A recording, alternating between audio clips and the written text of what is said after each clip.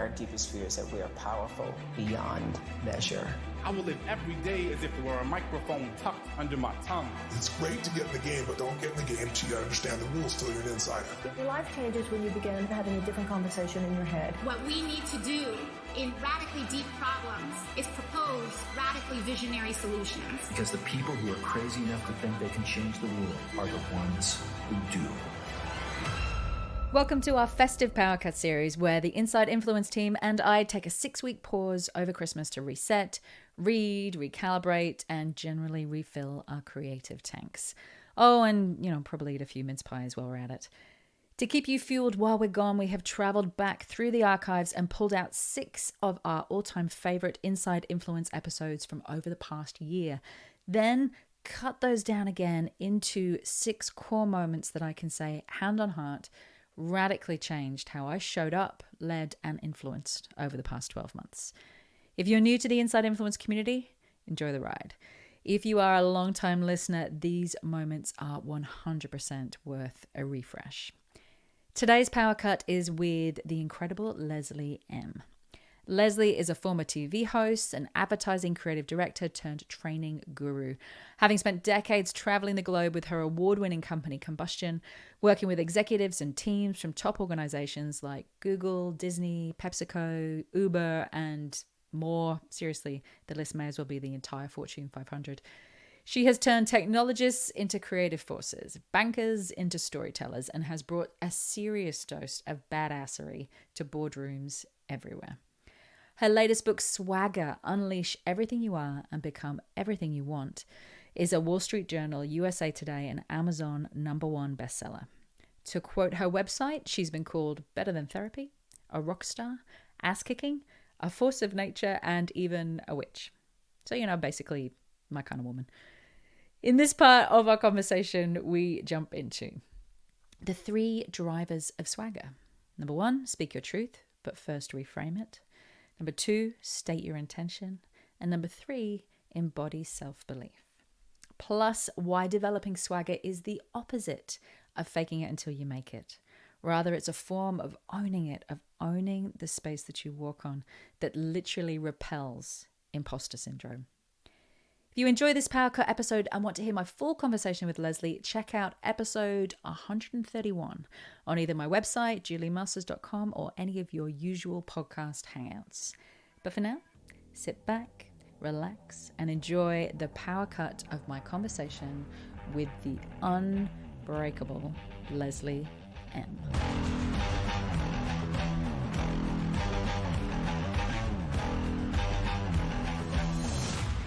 Let's talk about swagger.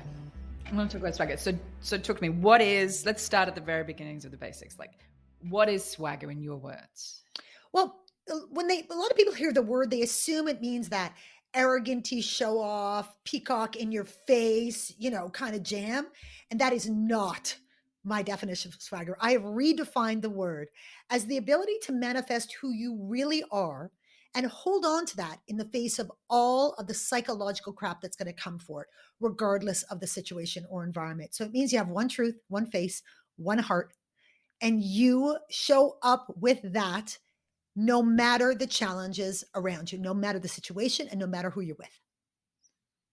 And that's different. I love the language you use there. One truth, one face, one heart. Like, that's very different to fake it until you make it, right? Oh, like that's a world away from fake it until you make it. No, I am so anti fake it till you make it. I think it's the worst advice that you can give. I think it's the worst advice that you can take. There are so many downsides of fake it till you make it that people don't think through. They're so busy trying to come across as something that they sacrifice so many more important things in the process. Because here's the logic of it. It's very logical. The thing that you're trying to fake is confidence. Am I right? You're trying to fake confidence. You're trying to convince other people you got it all going on. You know it. You're on top of it. You're the master or mistress of your domain. You are a badass. Meanwhile, you can't fake confidence because confidence solely requires competence.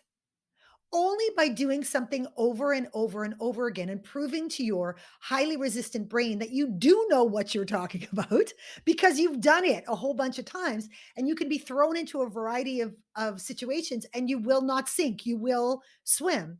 Only then do you experience that thing called confidence. So if you want to open yourself wide to the imposter syndrome, go for it. Fake it till you make it all day long. And the second problem is that when we walk around telling everybody, "Oh no, I'm on it. I got it. I'm there. I'm at this level. It's all happening. It's all good. I'm the queen." What you do is you actively limit your ability to improve because now you can't ask for help because you're running around like a dummy telling everyone that you're all over it. You got it. And if you start asking people for help, you're going to be outed as a liar. So now you're scrambling. Now you're in panic mode. Whenever you're out of your depth, you've got nowhere to turn. Whereas if you were wise, you would look to all of the people around you who you think have more experience, who have more wisdom, who have more expertise, and you go and you sit at their feet and you say, "Oh, great, lovely human. I think you're fantastic. I think you kick ass. I think you have all of these skills. I'm so impressed by you. Do you think maybe I could sit at your feet just a little bit and learn from you? And I would really love that. And I would pay it forward and I would be so appreciative." And if they say yes, and they do help you and support you, you then turn around to everybody who will listen and you tell them how you got better, how you got wiser, and how you got smarter as a result of this amazing person's help and support and influence and time. Because now you've A, validated your growth, and B, you've name checked the person who helped you. So you're going to have people queuing up around the block to be next in line for that honor of helping and supporting you, right? The thing is that we have somehow developed shame around where we are in our journey. It is so brutal. Like it's as if everybody who is 10 years into a career, let's say, or 10 years into their experience, has forgotten what it felt like when they were 2 years in. And that sensation of floundering and seeking and feeling insecure and all of those things. And they think, well, I went through it, so you should go through it too. No, that's extra cruel because you know what it felt like. And to say that it made you who you are is bullshit, right? We do not have to suffer for growth. We need to commit. We need to be all in. We need to put in the effort. Sure. We don't have to suffer. We don't have to feel crappy about ourselves. We don't have to be riddled with insecurity. You know, we can just say, look, I am here right now in my journey. 2 years ago, I was there. And 5 years from now, I'm going to be there. Yay, me. You know, and own it and say, I love being where I am today. Here's what I'm aspiring to. Here's what I'm trying to learn, but I don't have it yet. I'm working on it, all in, you know? And that feels like the opposite of imposter syndrome, right? Like Yeah. that to imposter syndrome is, what if someone finds me out? What if someone finds out that I don't know everything? I don't have all the answers. There's elements of uncertainty and confusion in my life and in my head.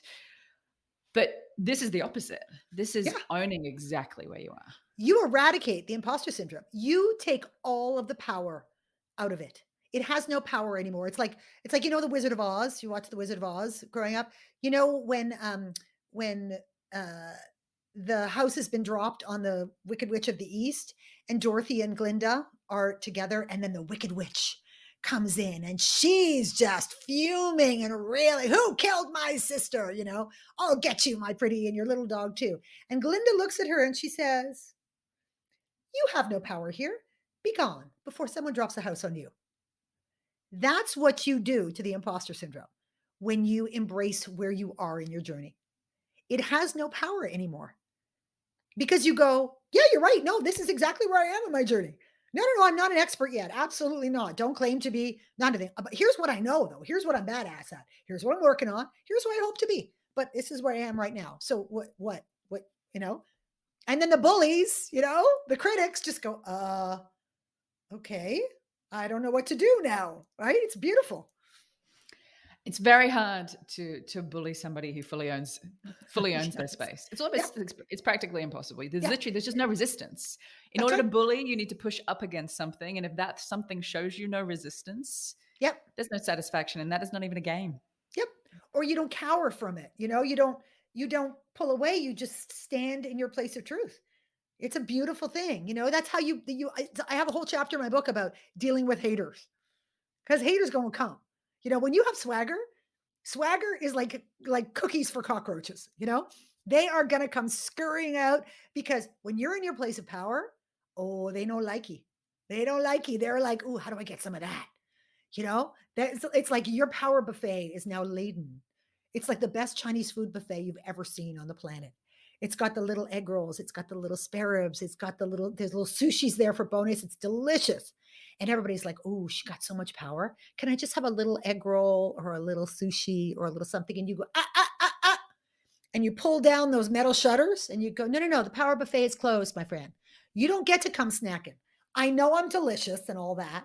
No, I got a lot of sustenance, but no. Either I invite you and I choose to share my power with you, but you can't take it. No one can take your power unless you choose to give it to them. So you just don't do it. You choose. So many questions. Questions. Go. First thing, what I love about what you just said is that I've had this theory for a long time that the question that we fear the most, the question that keeps us more small than any other question on the planet, which is, who do you think you are? The fear of that question, being asked that question, asking ourselves that question in our own head when we step out. And the only way to stop fearing the question is to answer it. But I've never really had a layer on a process of how to answer it, which is exactly what you just gave, which is owning exactly where you are right now. This is where I'm at. This is what I'm working on. And this is where I'm going. We are not our history. We are the stories we tell ourselves. So it doesn't matter. We all have gone through. Look at you ask any little kid. I'm sure with your kids, when I ask my kids, when they were little, they would go, "I am awesome. I'm amazing. I could do anything. I'm going to be, an astronaut. I'm going to climb a mountain. I'm going to, solve world hunger. I'm going to be the president of the United States. Leslie, you're Canadian. Stand down. Whatever, and then life has a way of coming. And it starts with the people who love us the most, our parents, our family. And as a result of their own pain, their own damage, their own experience, their own messaging, they may inadvertently say things to us that are in conflict with what we believe about ourselves. Because as individuals, we can believe anything we want. We don't have to be formed in the eyes of other people. That's about the other people. We have to be formed in our own eyes. And yes, some of that will be reflected in the people around us. But unfortunately, we're not careful about how we do that with children. We don't think about it. And so they pick up this idea of who they are in the context of others. And then their swagger starts to get eaten away. And then they go to school. And school will tell them that different is not good. Assimilation is good. There's a right answer and there's a wrong answer. There's a way to behave yourself. And if you are difficult, you will be ostracized from the collective, from the tribe. You will be sat here. You will be taken there. You won't be able to be in this class, whatever. That's when assimilation is bred into us. Then we get into relationships. And we learn that we want to be loved so badly that we'll do anything to get it. We'll sublimate our own needs. We'll sublimate our desires. We'll give ourselves over to other people, all that kind of stuff, which again, notches away at that thing called swagger. And then we go to work. And all it takes is a few bad bosses and a few bad situations. And we start to believe that we don't have as much power or as much merit or as much, potential as we might have believed about ourselves. And we wake up one day and we go, what happened? Who am I? Like, how did I get like this? And it's what's happened is that you've lost connection with that person that you came into the world as, because that's who you are. That's who you are. You are when you were 5, you're pretty much the same now, except you've learned a whole bunch of skills, but your spirit is the same. Your energy is the same. When you hear your parents say, "Oh, I remember what Julie was like when she was 5. She wouldn't, and she never, and she didn't. And you laugh and you go, I'm still the same today. Whereas if you had a sibling who was totally different, my sibling was, she was much more of a rule follower. She behaved herself. She, whatever, blah, blah, blah. Still like that. Me, kicking and screaming. Still kicking and screaming. Still doing everything too early, too soon, too fast, all of those things, right? So what happens is over time, we really forget how to see ourselves clearly, and we can only see ourselves through the lens of other people. And we forget that lens is completely biased. It's about their damage, their issues, their experiences, their needs, their hierarchies, all of those things, right? It's the equivalent of going into the airport, going over to the baggage carousel, picking up somebody's random suitcase off the baggage carousel, taking it home, unpacking it, and putting their dirty underwear on your head. It's wearing other people's baggage. It's not a good look, not to mention not hygienic. It's not a good look. And we don't need to do it. We say, okay, that's how you feel. That's what you want. That's what you need. This is what I feel. This is what I want. And I won't change it to make you happy, but I sure as hell will work to try and figure out how it can be good for you too. When you first start working with somebody, I'll just unpack this a little bit. When you first start working with somebody, how do they usually voice the space that they're in? Because I'm guessing they don't usually walk into the room and say, I just feel like I need some more swagger here. Like what's the language they tend to use to voice where they're at? Well, I think we're so terrified of not being accepted in the tribe, in the collective, that we don't voice it initially. We don't tend to come into the room with swagger. We go, ooh, probably should keep my head down. Probably should feel the vibe a little bit, spend a few weeks, months figuring everyone out before I make any moves, all the rest of it. And by that time, it's usually too late because now you're afraid, because you're so caught up in the dynamics and you understand the stakes and so on. I find that for me, it's about creating meaningful connection with individuals. So you don't need to take a stand at a meeting as your first act. Go have coffee with people. Go talk about your real life. Tell them what kind of person you are. Tell them what you're like. I'm someone who, if you do this and that happens and I got your back and you can count on me for that, I'm not very good at this, so I may come to you for that. Are you cool? Are you really good at that? Like, how could we share our skills? What could you rely on me for? What could I rely on you for? I'm someone who's 100%, like, tell them, and then be that. Like, if it's authentic, just be that. And then they will love you for it. They go, oh my God, what I love about Julie is what you see is what you get. There's no artifice. There's no bullshit. You know where you stand at all times because she'll tell you. And she'll do it with compassion and respect. Like, oh, I don't know if I liked how that meeting went. I think my feelings got a little hurt. I mean, I know it was no one's intention, but I ended up feeling a little hurt. Can we talk about that for 2 minutes? There's something in what you just said then, which is the ability to be able to speak your truth about something, own it, speak it, but do so in a respectful and a compassionate way that isn't just some kind of emotional vomit on top of everybody else. And I think that we get caught in that a lot, that dance between authentic and intentional. Mm-hmm. Yes, we want authenticity, but there's got to be some intention. Yeah. Well, I mean, there's three drivers of swagger, and they have to work in concert. You can't just have one without the other. The first one is truth, the ability to speak your truth, because that's all we have in this world. That's the expectation that we set for our actions to then follow, right? That's it. This is what I believe. This is what I need. This is what I feel, all that kind of stuff. And then your actions can support that. So you're aligned, because authenticity is when what you think and feel aligns with what you say and do, right? That's really what is authenticity, for good or for bad. All right. So speaking your truth is not just running around with your hair on fire, like you said, like barfing and all that. Yeah, I must speak my truth. You all must hear me. And that's it. That's so important. Whatever. People just throw water on you. They're like, I don't want to hear it. I got no time for it. No, I don't care if you're on fire. It's not my problem. Right. So the first thing is you've got to think about the reframing your truth. because people inherently care about themselves most. Even the most compassionate people in the world, if two of you were on fire, they put themselves out first, you know? So we have to think about, how can I reframe this truth? Not diminish it, not change it, not sublimate it, but how do I reframe it so that it's not just good for me, it's good for the other, the collective, and the greater good? How can I position that? Because if it's not really good for that series of people, then I might want to rethink it. I might go, wait, that's really selfish. Like, this is not about anybody other than me. Oh, no one's going to have time for that. You're right. No one's going to have time for that. So let it go. Let it go. That's God. That doesn't need to be said. You can worry about that yourself, but that doesn't need to be said to other people, right? Now, you also have to get strategic when you speak your truth, because you want your truth to land. That is the purpose. We don't want to just barf our truth into the wind. We want our truth to be heard. So we can't just sort of, hold people to task and say, you have to care about and listen to my truth. No, I don't. Nobody does.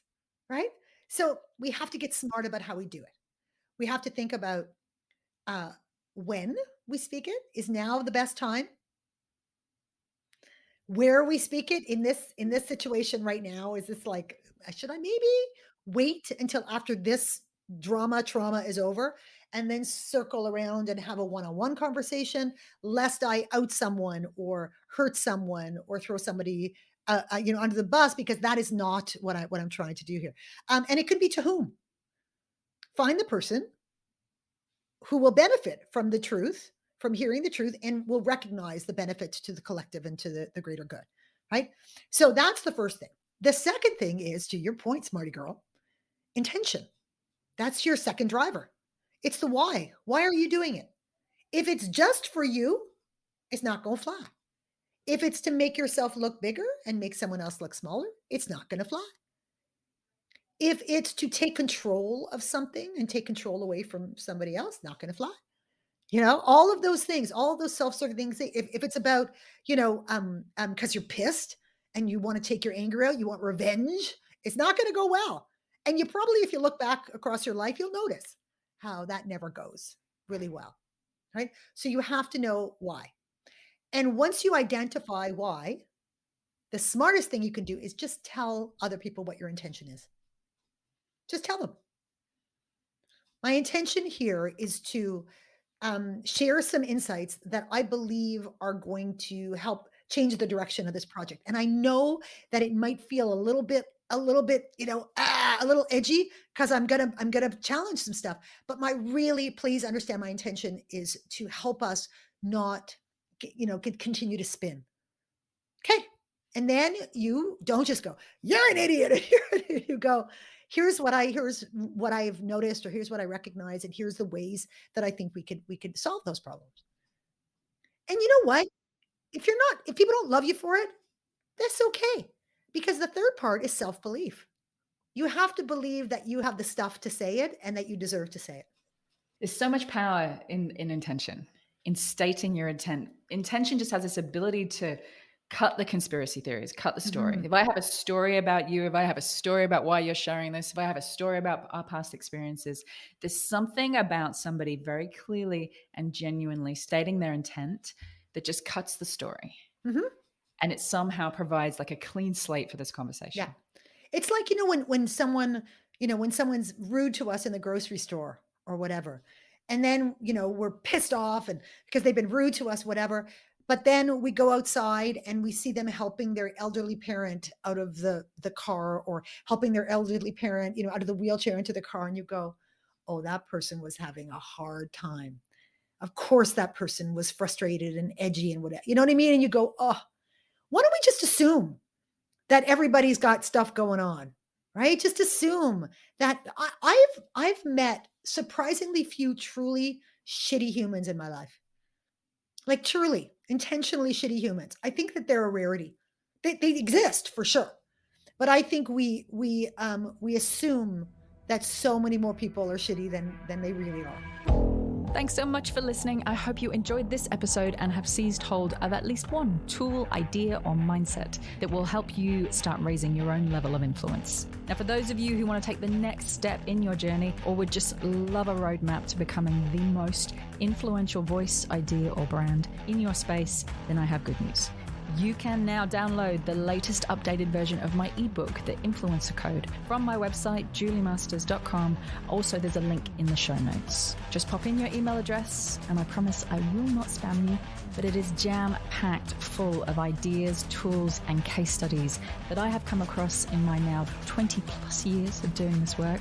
Not to mention the 7 areas and 7 core questions that I have found to be hands down the most valuable when it comes to immediately lifting your ability to make an impact. Download it, keep it, share it, juice it for all it is worth. I hope it makes a massive difference in both your career and your business. Thank you always to my co-founder and the main brain behind this podcast, Lauren Kelly.